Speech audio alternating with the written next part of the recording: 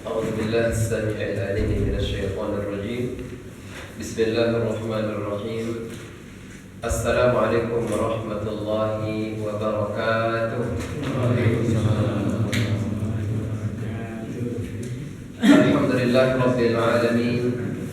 الحمد لله الذي أنعمنا بنعمة الإيمان والإسلام، والحمد لله الذي أكرمنا بنعمة الأخوة، والحمد لله الذي فضلنا بنعمة القرآن.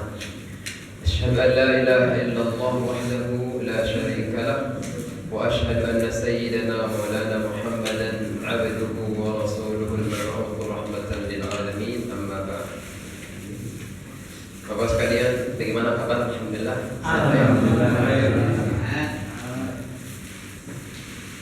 Kalau di anak-anak SD itu alhamdulillah luar biasa. Allahu Akbar. Beda ya kita.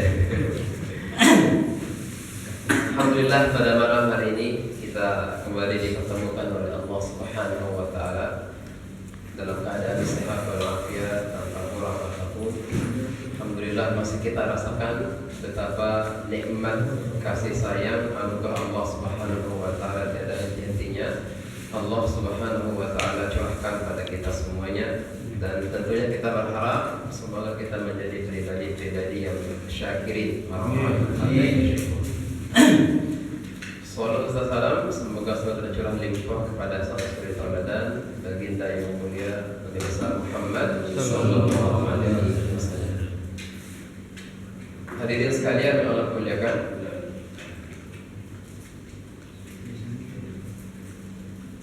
kalau saya mengawali dengan sebuah pertanyaan kira-kira di antara bagian tubuh kita ini yang paling berharga kira-kira bagian yang mana? Semuanya berharga. Yang paling Ya, coba. Kalau nggak ada tangan satu juga ada. Semua berharga ya Pak ya.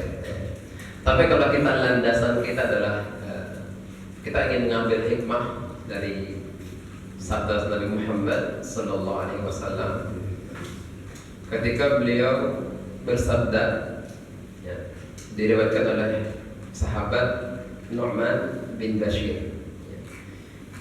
Beliau mengatakan, sami'tu Rasulullah sallallahu alaihi wasallam yaqul, ala wa inna fil jasadi mudghah. Ketahuilah bahwa di jasad kita ini ada segumpal darah atau segumpal daging. Artinya satu bagian fisik kita, idza salahal jasadu kullu. Kalau bagian ini baik-baik saja, enggak ada kendala, maka hampir bisa dipastikan kuat potensinya seluruh tubuh kita akan juga baik-baik saja, enggak ada kendala.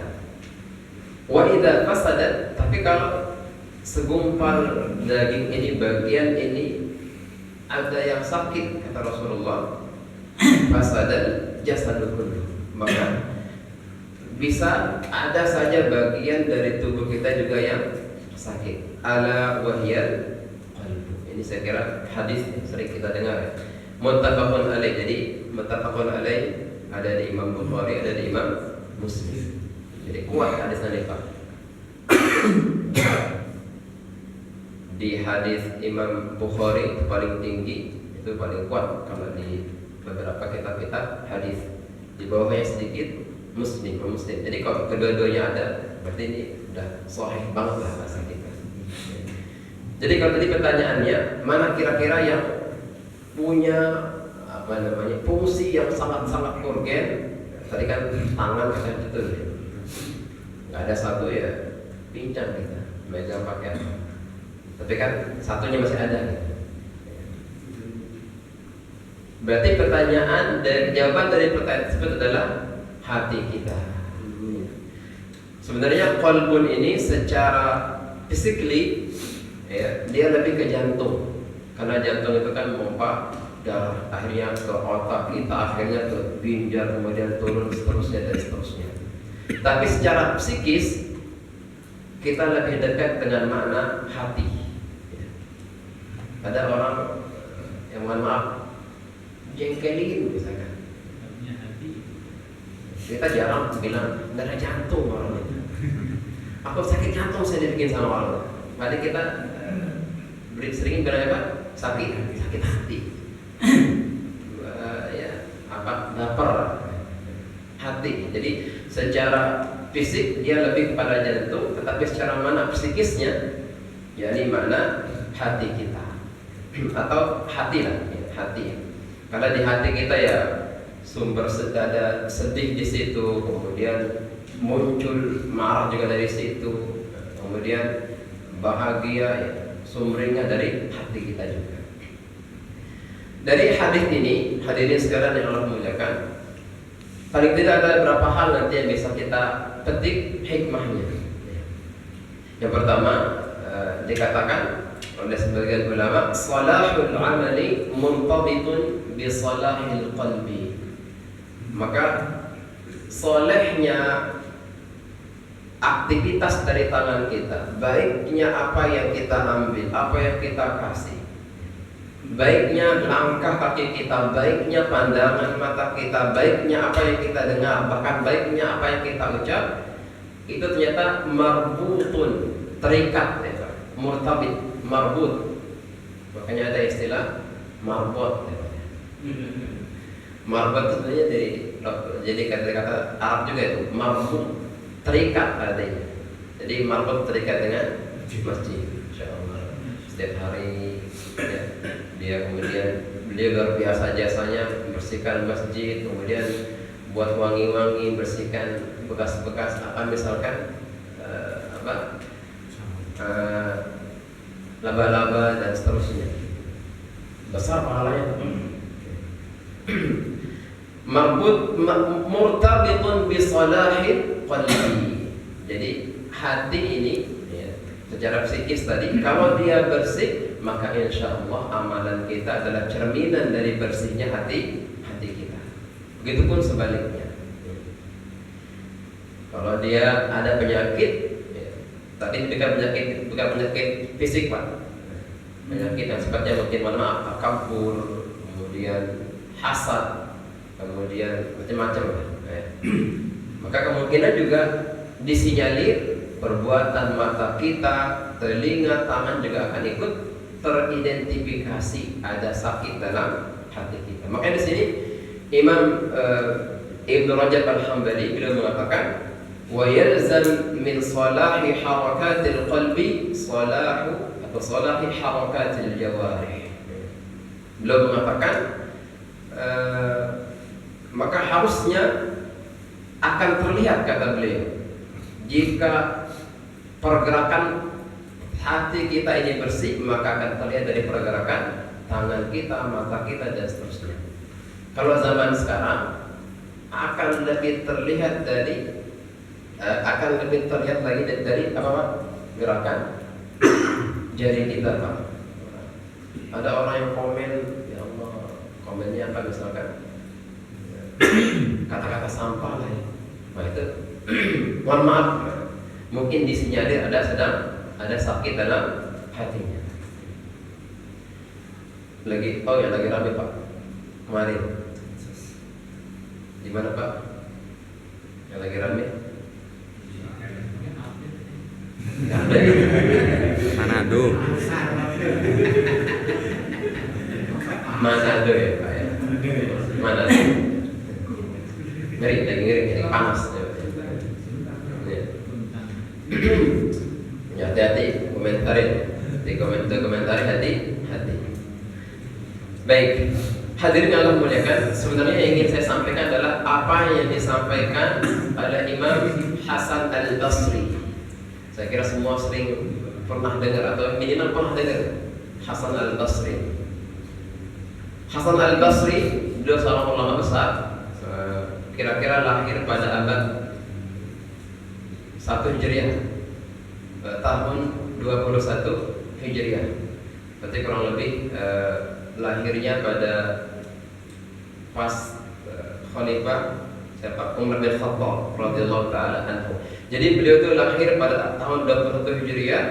Khalifah saat itu adalah Umar bin Khattab. Jadi betul-betul beliau ini seorang tabi'in murni yang lahir dari madrasahnya para sahabat. Beliau belajar dari Ibnu Abbas, beliau belajar dari Utsman, beliau belajar dari Anas bin Malik dan seterusnya. Ada kitab namanya Iqadhu Ulil Himam. Jadi itu kitab isinya ayat-ayat Al-Quran, ada hadis juga, ada perkataan para tabi'in, para salafus saleh yang intinya membangkitkan ruh kita, membangkitkan semangat baik itu dalam ibadah, seimbangan keimanan kita diumbar, dibangkitkan oleh kitab tersebut. Ada kaitannya nanti dengan hadis ini. Beliau mengatakan, qala Al-Hasan Al-Basri rahimahullahu taala, fasadul qalbi, sakitnya hati kita ini, mutawallidun min sittati asya, dia akan disebabkan atau terlahir dari enam hal. Ini 6 yang ingin kita tahu malam hari ini. Tadi Rasulullah sampaikan bahwa dalam hati kita ini ada namanya jantung, secara fisik jantung, psikis kita sebutnya hati. Rasulullah bilang, kadang-kala hati ini sakit. Kalau hati ini sakit, maka bisa jadi tangan akan ikut sakit, kaki akan ikut sakit, mata akan ikut sakit. Tapi kalau hati ini benar, maka dia sehat sempurna, maka insya Allah kaki tangan juga akan ikut sempurna. Menurut beliau Hasan Al-Basri rahimahullah ta'ala, ada 6 hal yang menyebabkan sakitnya hati kita. Satu persatu kita akan rilis, kita akan belajar dari apa yang beliau sampaikan. Beliau juga terkenal dengan sahabat yang ahli hikmah. Jadi banyak kata-kata beliau yang termaktub di beberapa kitab, kemudian digali dan begitu luar biasa hikmahnya. Jadi namanya Hasan Al-Basri. Kenapa Al-Basri? Pindah ke Basrah, Irak sekarang. Makanya tambah-tambahnya Al-Basri. Pak Rojito misalkan mama apa ya, lahir di Jawa, pindah ke Cilengsi. Pak Rojito tahu Cilengsi. Ya gitu. Sama lah. Kita di daerah kemudian pindah ke Jakarta misalkan atau ke Bandung kemana, maka disebut juga Al-Bandungi dan seterusnya. Ini juga Al-Basri, pindah ke Basrah. Beliau mengatakan yang pertama adalah yudnibun biraja'in taubah. Yang pertama yang bisa menyebabkan hati kita ini sakit adalah yudnibun, kita melakukan dosa, orang-orang tersebut melakukan dosa biraja'in taubah. Apa itu taubat? Taubatnya nanti aja deh. Dia tahu bahwa dia melakukan dosa, tapi nggak ada niatan taubat, atau taubat tapi nanti aja, menunda taubat. Karena saking asyiknya dia bermaksiat misalkan, saking asyiknya dia melakukan keburukan tersebut, taubatnya antar aja. Jadi bisa dikatakan yang pertama ini adalah golongan orang-orang yang memandang remeh dosa-dosanya. Alhamdulillah. Padahal kata Rasulullah SAW, seorang Muslim itu melihat dosanya seperti ia melihat gunung yang besar. Tapi ada kalanya orang itu juga melihat dosanya seperti melihat lalat di ujung hidungnya. Apa Pak yang tahu kalau ada lalat di sini Pak? Saking sepele gitu, saking sepelenya, saking kecilnya masalah ini menurut orang yang pertama ini, ya. Maka sudah dianggap paling utamanya adalah karena al-maut tidak menunggu taubat kita, ya. Mati tidak menunggu masa tua kita, mati tidak menunggu sakit, mati tidak menunggu, sibuk, waktu luang dan seterusnya. Ini alasan yang paling kuat kenapa harus kita banyak bertaubat. Jangan menunda-nunda taubat. Di akhir surah Luqman, nanti bisa kita lihat kembali. Di situ Jalla Jalaluhu Allah Tabaraka wa Ta'ala mengingatkan kita, wa ma tadri nafsun madza taksibu ghadan. Tidak ada di antara kita ini yang tahu besok mau ngapain. Ya, tidak ada yang tahu pasti besok kita mau ngapain. Berniat silakan saja. Punya agenda mangga silakan. Bahkan ada orang yang bilang tulis impianmu, kata Pak ya, tulis. Silakan, nggak apa-apa, sah-sah saja tulis. Apalagi bahkan di kalender juga kita kadang tulis besok mau ngapain. Agenda penuh, agenda harian, silakan, nggak masalah, nggak berlawanan dengan syariat kita, karena kita diminta juga merencanakan sesuatu. Tetapi tetap saja Allahul Muqtadir, Allah lah yang maha menentukan, yang maha mengatur, yang maha mentakdirkan Allah. Kata dan ayat yang sama, wa ma tadri nafsun bi ayyi ardin tamut. Dan tidak ada seorang pun yang kita mohon maaf yang tahu dipetakan bumi mana kita akan meninggal dunia. Kita nggak tahu di belah bumi mana kita akan meninggal dunia. Ada misalkan mohon maaf yang dari daerah mana, kemudian dia hijrah, yang di situ meninggalnya.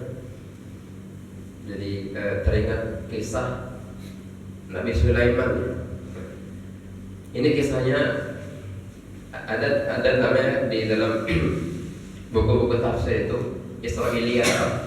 Jadi Israiliyat itu adalah kisah-kisah dari zaman sebelum Nabi Muhammad SAW.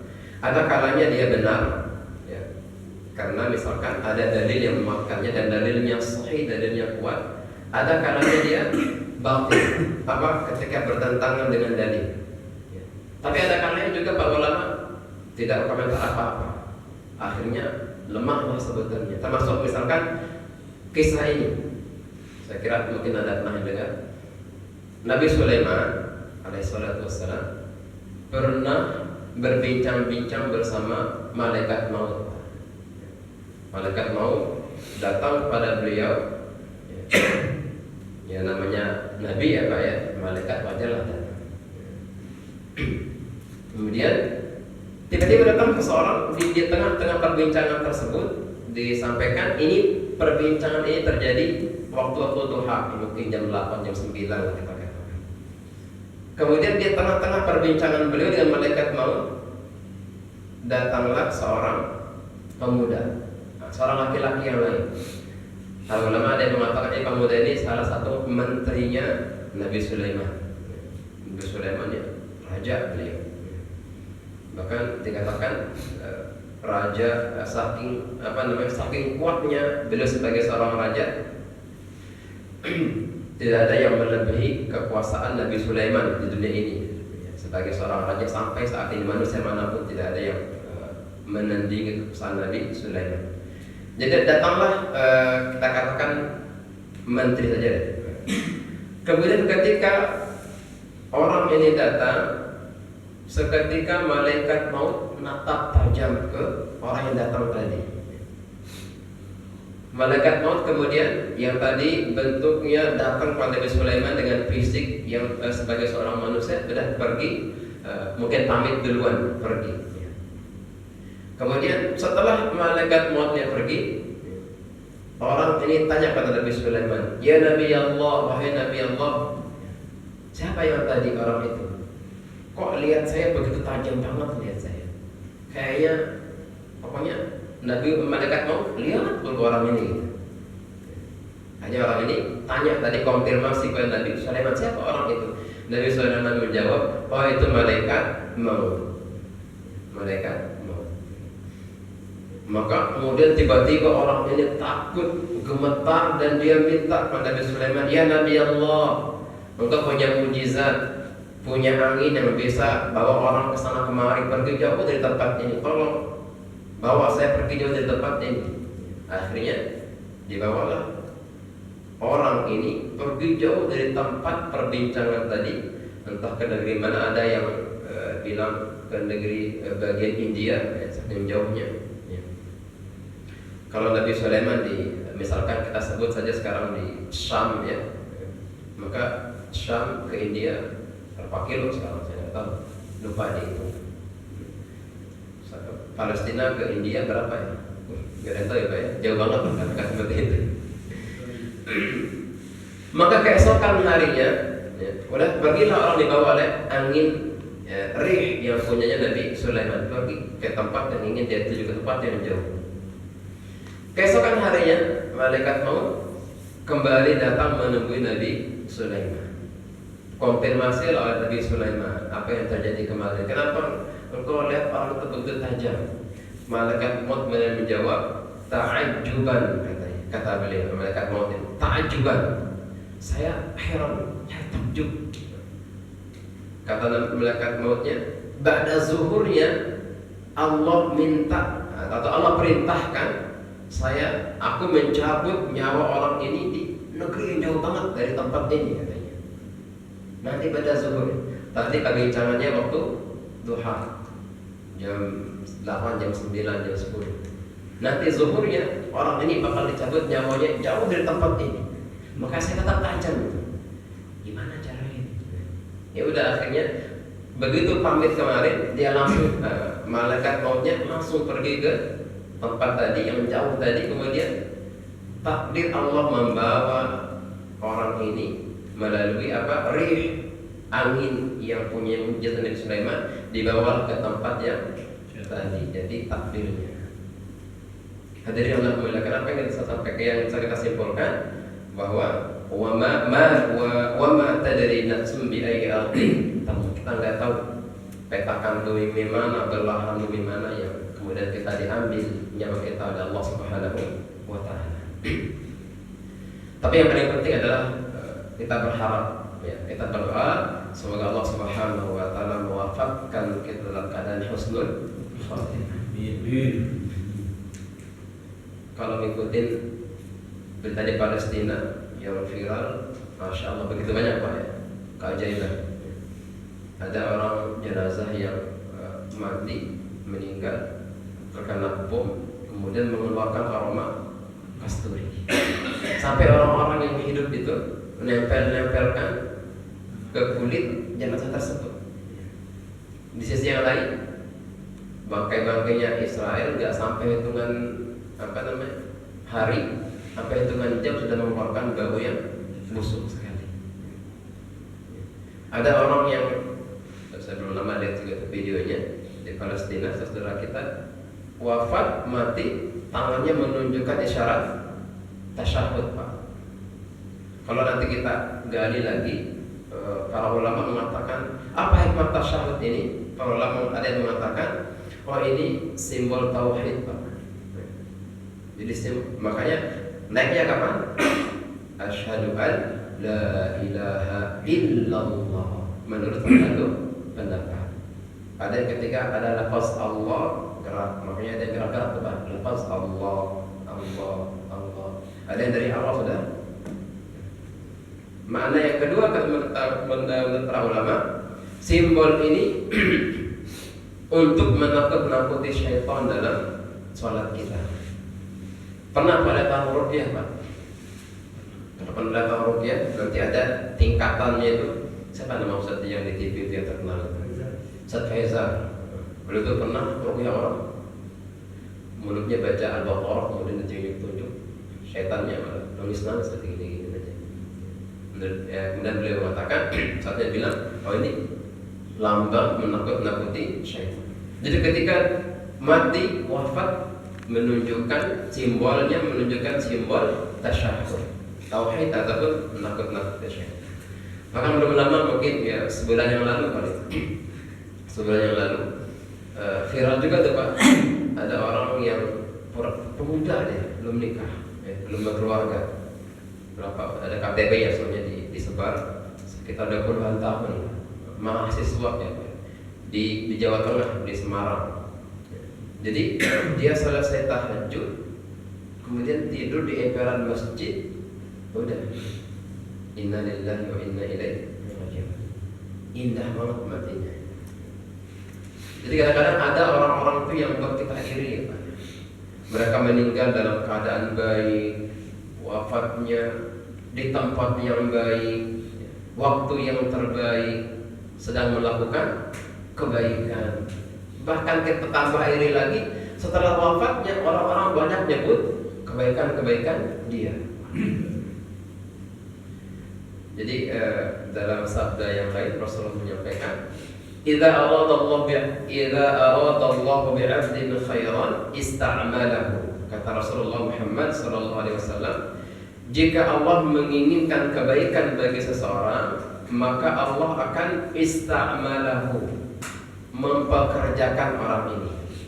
Atau bahasa kita, maka orang ini akan dijadikan karyawan oleh Allah. Siapa yang karyawan di sini Pak? Kita kalau sama bos Pak, manut.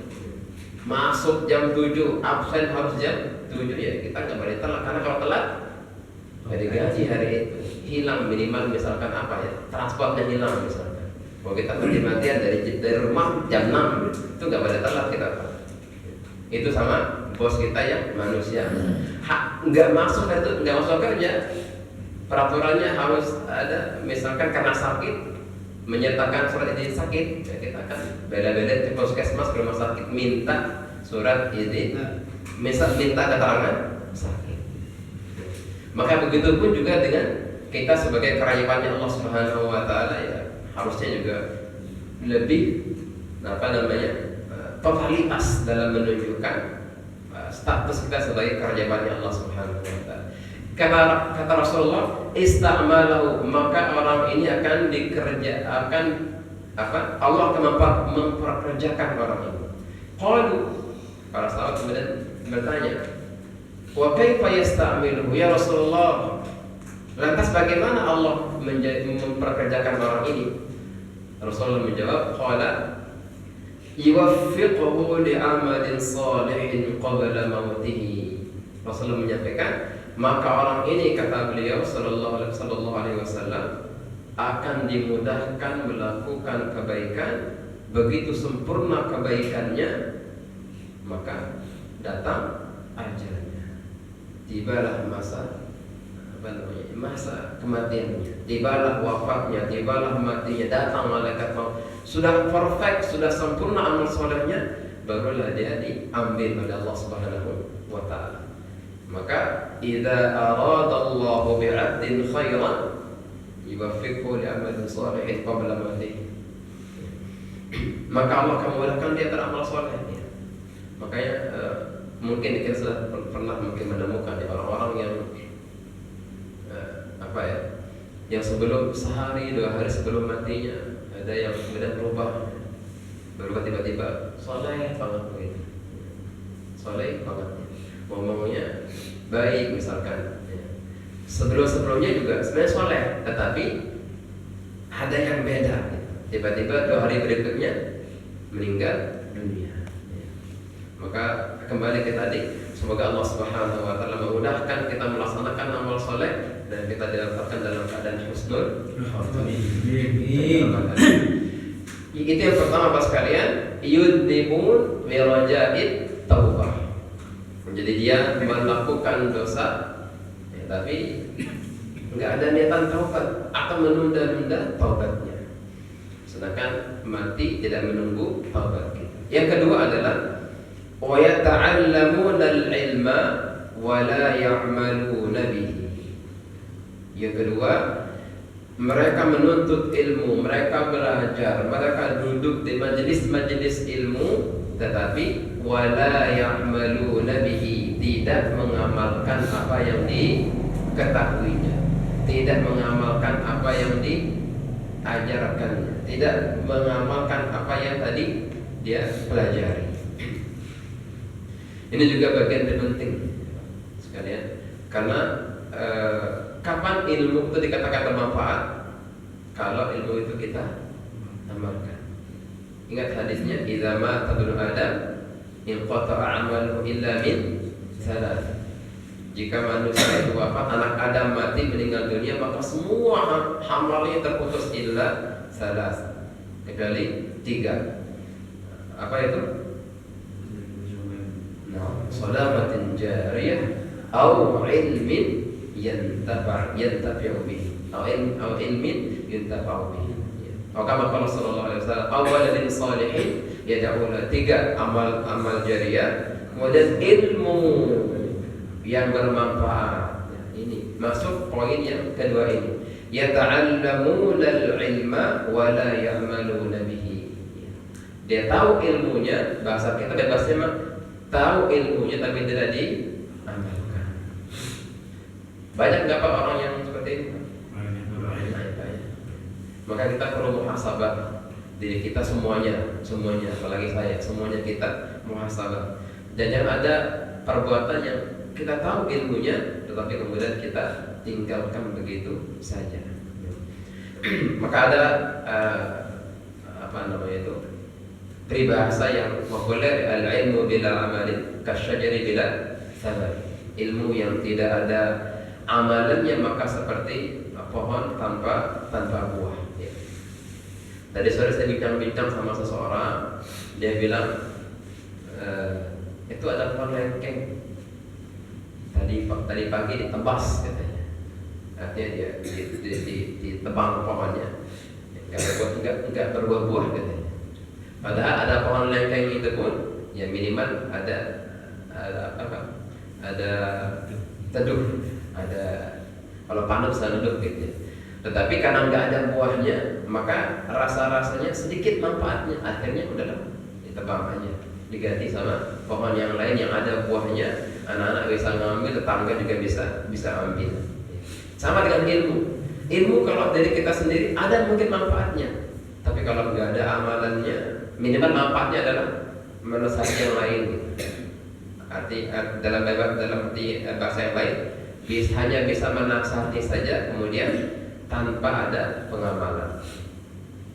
Maka nanti ada Rasulullah Muhammad SAW menyampaikan, la tazulu qadama 'abdin yaumal qiyamati hatta yus'ala an arba. Nanti kaki kita nih Pak tidak akan bisa melangkah kecuali ditanyakan 4 perkara. Yang pertama adalah tentang umur kita, apa yang kita gunakan, kemudian masa muda kita, ngapain aja pas masa muda ngapain aja. Kemudian yang ketiga, an ilmihi fima amila bihi, tentang ilmu kita.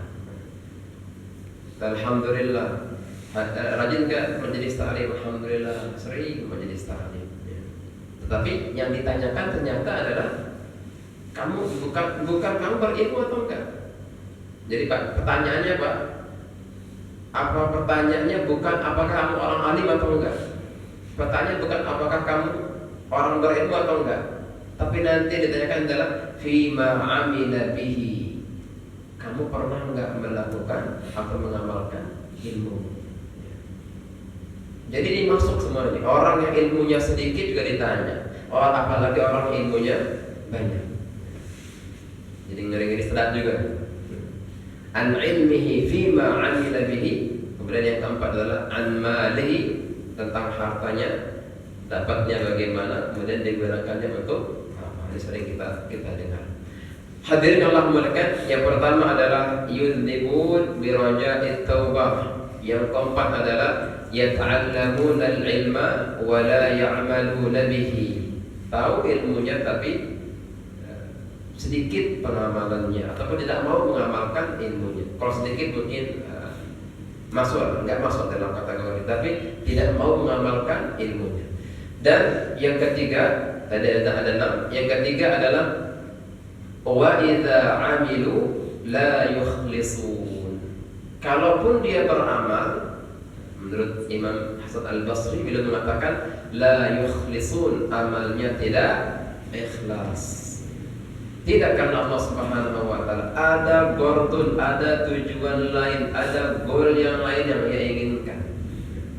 Kalau bukan karena Allah ya berarti otomatis karena makhluk, mungkin karena jabatan, mungkin karena kekuasaan dan seterusnya. dalam kitab tafsir Al-Munir, Muhammad Az-Zuhaili mengatakan ikhlas ini lawannya riya ya Pak. Ikhlas karena Allah, nanti ada riya karena selain Allah, manusia lah umumnya, karena makhluk. Beliau mengatakan lirriya'i anwa'un. Bahkan riya pun menurut beliau ada beberapa bagian, ada beberapa macam. Ini perlu juga kita ketahui dan kita butuh muhasabah. Yang pertama beliau mengatakan tahsinul hay'ah ma'a iradatil jah.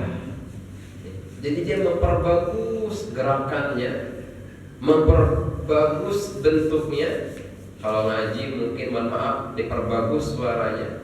Kalau sholat mungkin diperbagus gerakannya, diperindah gerakannya, seakan-akan khusyuk banget. Atau ya, ketika amalan-amalan yang lain ma'iradatil jah, tetapi ada udang di balik batu.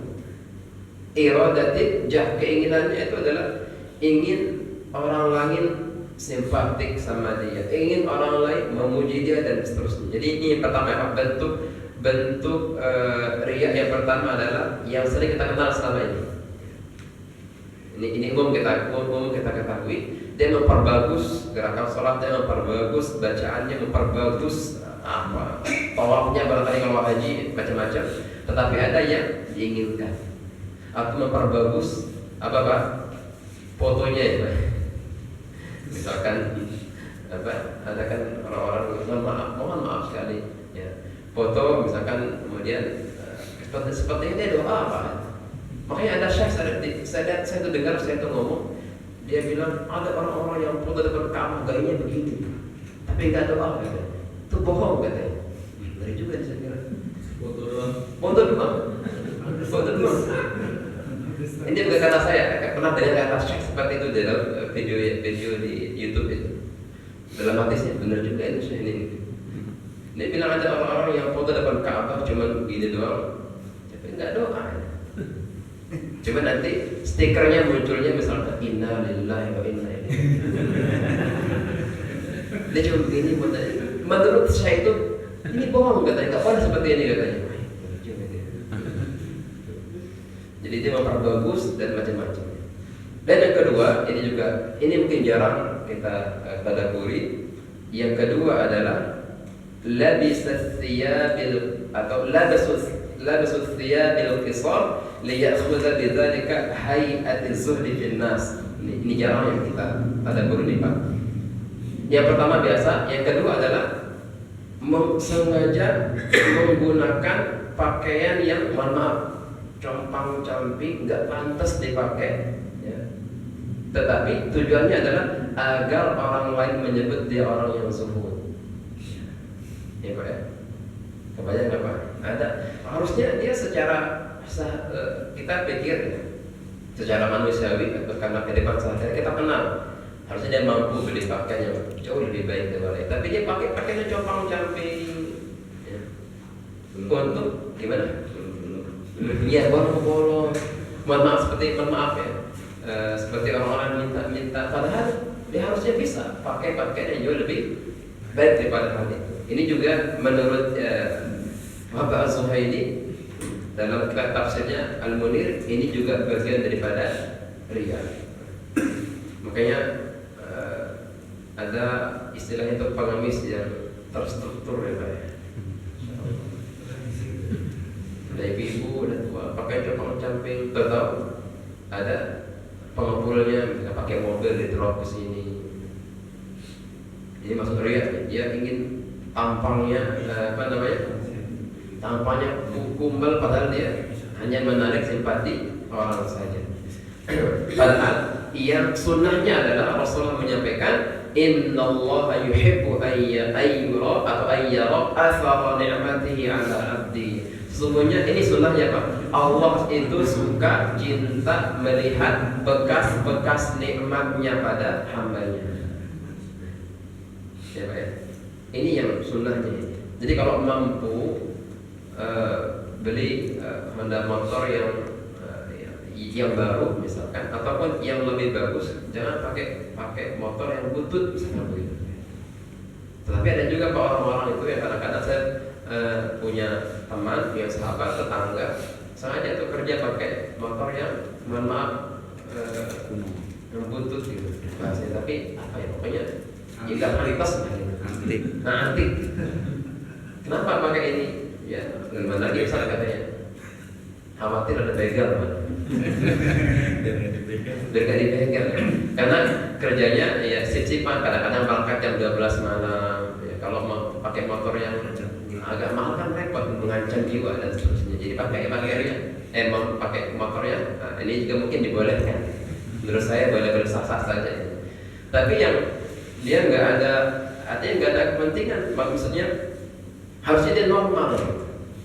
Tapi memilih kendaraan yang tidak pantas, padahal dia mampu, padahal dia maaf kaya misalkan. Jadi sah-sah saja. Bapak kalau punya duit berlebih, ya, selama tidak berlebihan banget, banyak dari emas misalkan,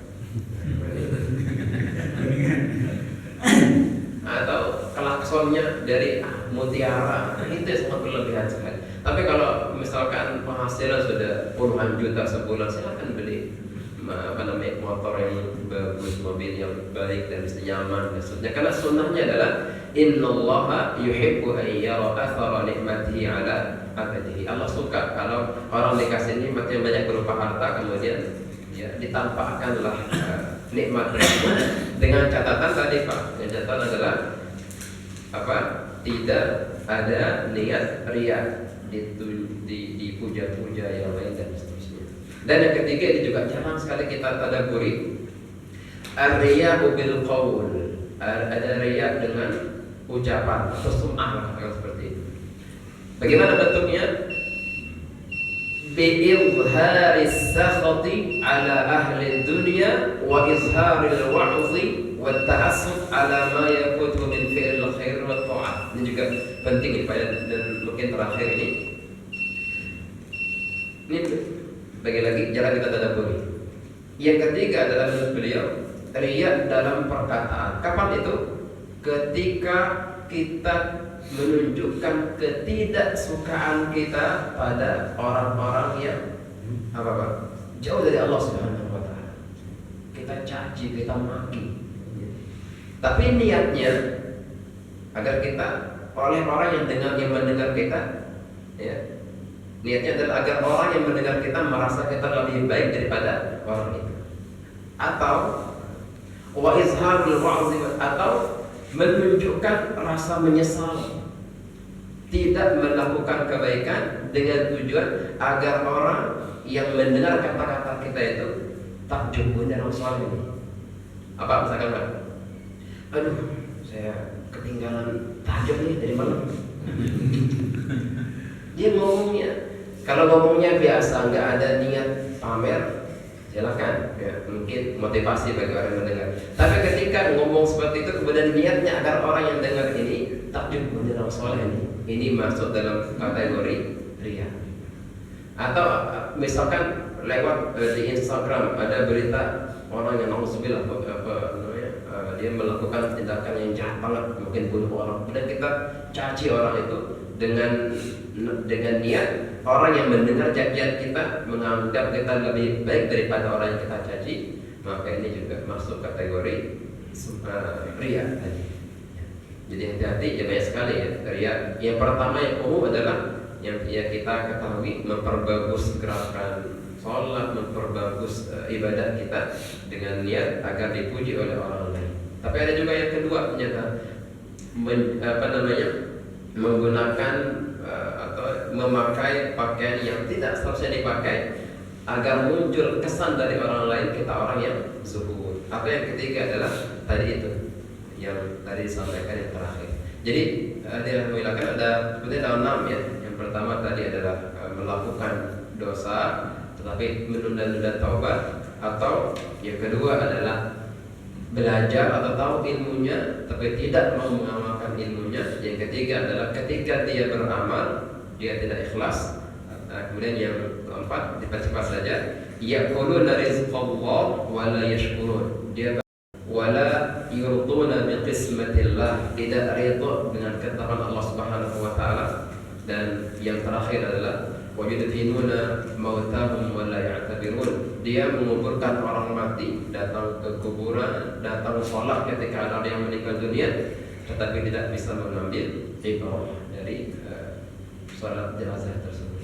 Hadirin yang Allah muliakan, semoga Allah Subhanahu wa taala senantiasa menjaga hati-hati kita, hati kita menjadi hati yang bersih, dan tentunya semoga Allah Subhanahu wa taala, permintaan kita kepada Allah adalah agar Allah memaafkan kita dalam keadaan husnul.